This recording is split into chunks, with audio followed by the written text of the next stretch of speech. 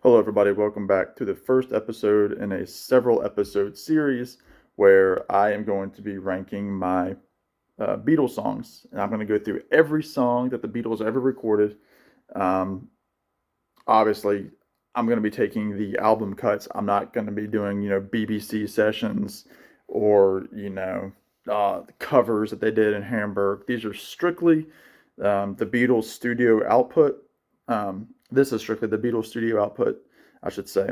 A couple of things that I'm not going to be including. I'm not going to be including the German versions of "I Want to Hold Your Hand" um, and was it "Can't Buy Me Love" or "She Loves You." Excuse me. I'm not counting those. I'm not going to be doing alternate versions of the same song. Like there's a single version of "Let It Be." There's a album, same for Get Back, and even like Across the Universe with the World Wildlife version. I'm not going to do that. However, songs like Revolution and Revolution 1, I will be doing um, because they're so uniquely different. I'm also not going to be including Free as a Bird or Real Love from the anthology series because even though it's Beatles by name, John Lennon had already deceased, and you know, just it's not part of that original Beatles canon. So hopefully that makes sense.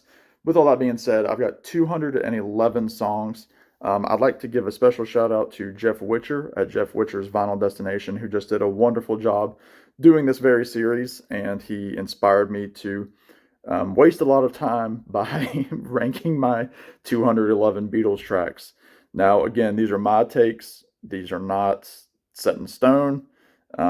They're not even ranked based on what I consider the best Beatles songs. These are how I rank them in terms of my favorites.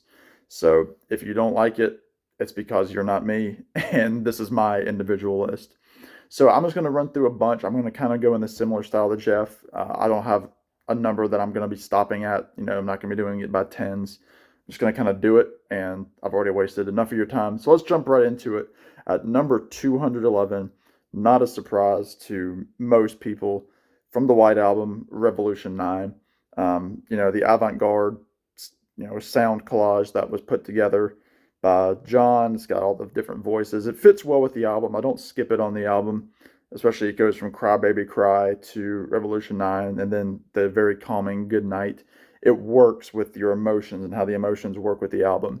But I don't even consider it a real song simply because there's not really a melody or anything like that.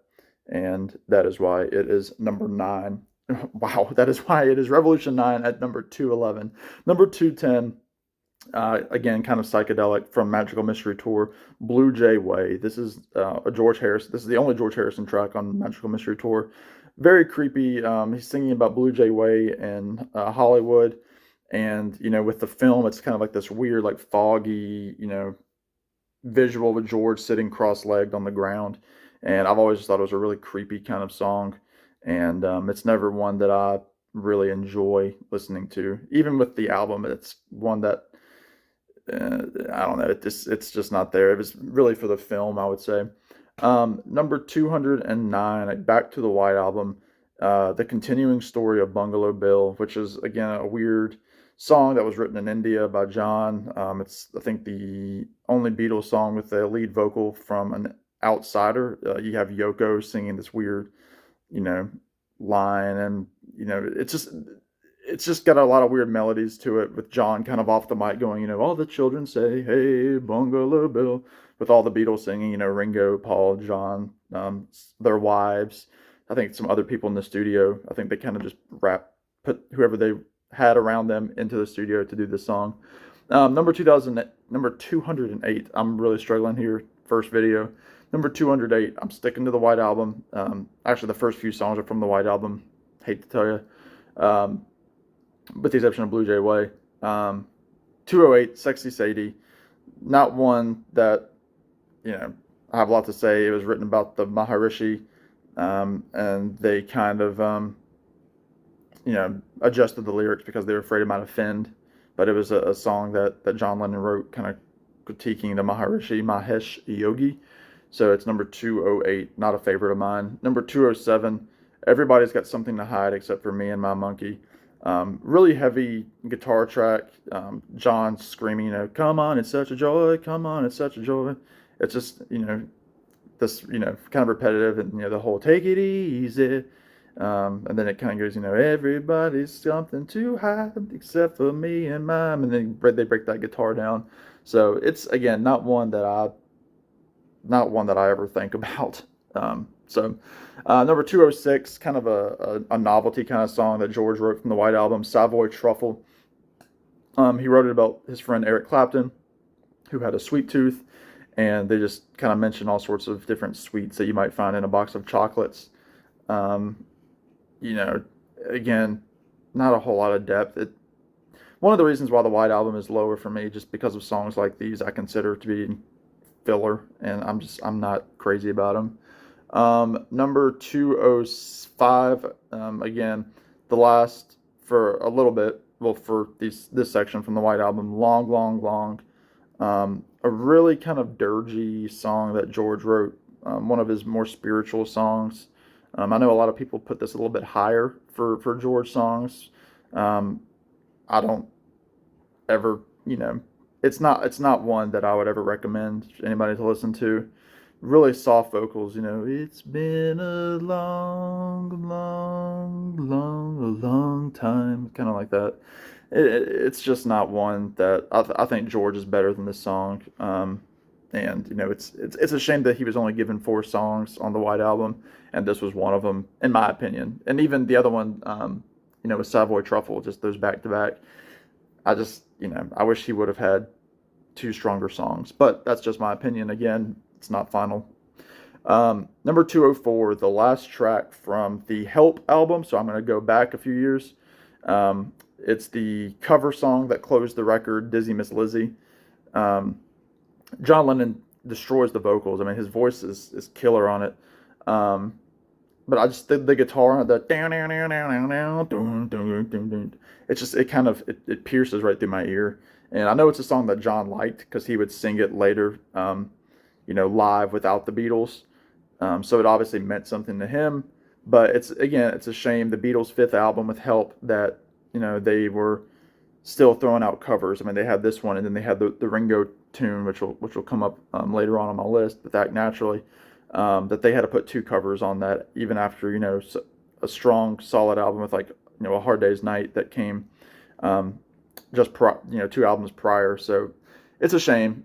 The album could have been better without songs like Dizzy Miss Lizzy.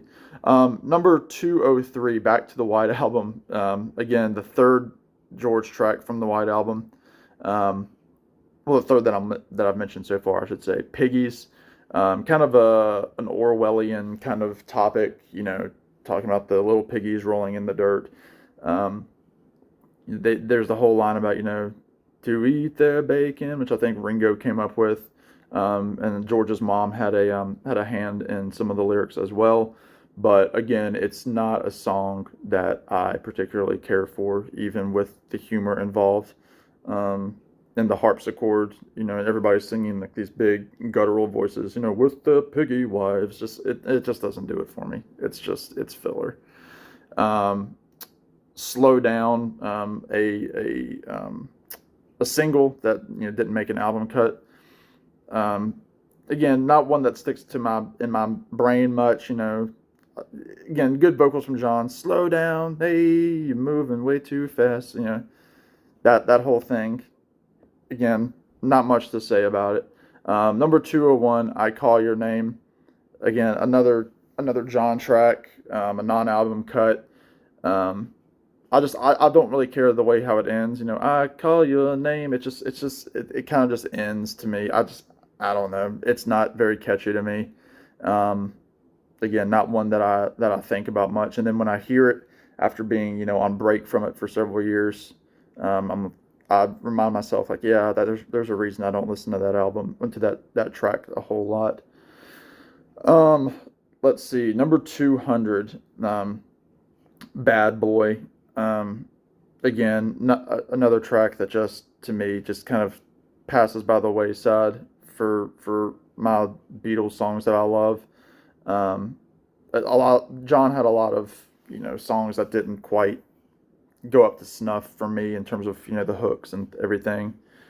Kind of like an interesting like bum bum bum bum bum bum bum bum bum bum bum. Just an interesting little. It's very 60s sounding. I'll say that. Um, I'll Get You again is number 199. Again, some of these single B sides that came out in the mid 60s from 63, 64, 65 even are just not ones that I reach for. Um, Number 198 from the White Album, Wild Honey Pie, which is kind of just a little snippet of a song. It's just kind of, honey pie, and then, I love you. And it's just nonsense. Just one of those little Beatles snippets that they put in there. Um, with Paul kind of leading the charge on that. And of course, they would have another song called Honey Pie, which will show up later on. But again, it's a snippet, so it's fun. I like it enough, but it's not one that it kind of wastes a few seconds of the White Album that don't need to be wasted. Number 197, again, another great John track, Not a Second Time. I love the vocals on it. Oh, oh, oh, not a second time, not a second time. It's just, it's just a really, really, really solid John vocal. But again, the Beatles had a lot of filler on those early albums, so it's not one that made the Beatles greater or worse. I'll say that. Um, Number 196, When I Get Home, that how it starts, whoa, and then I've got a whole lot of things to tell her when I get home. Come on with me. It's a good song. Again, these songs right here in this grouping are all, a lot of the filler tracks that ended up, as B-sides, as,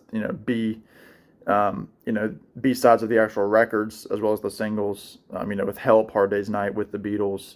And they're not songs that were progressive or anything like that. So I've got them a little bit lower. Number 195, I'll probably stop here. It's a good clean number with 195 is everybody's favorite from Beatles for Sale, Mr. Moonlight, with the weird organ that's on that track. John destroys the first note. I mean, that whole, Mr. Moonlight, and then Mr. Moonlight, and then that's how it kind of ends, Mr. Moonlight, how it goes up. It's cool. It's a good cover. But again, I remember when I had all the Beatles songs when I was still listening to an MP3 player, and I would put Beatles on shuffle. If Mr. Moonlight came on, that was a skip. But if I'm listening to a full album of anybody, I don't skip songs on albums. Even listening to Yellow Submarine, I don't skip the Yellow Submarine orchestral pieces, which are not on this list. I will add that as well. But Mr. Moonlight, it's a great John vocal. Again, the Beatles had more in them than this. I think it's just because the music's a little bit corny on its very funeral parlor that it ranks 195. So there you go.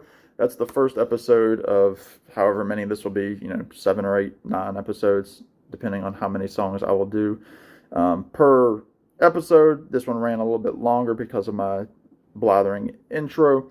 But let me know if I've screwed any of these up. I'm sure I have, because everybody has very strong opinions about the Beatles, which is a good thing. But please be respectful in the comments, because, again, I know that as we get further in this list, people's feathers will be ruffled. So thank you all for watching. Please subscribe. I'm really trying to get to 700 subscribers, and it's taking a long time. So please subscribe if you haven't. And I'll look forward to speaking to you in the comments. Y'all be good, take care, and we'll see you in the next one.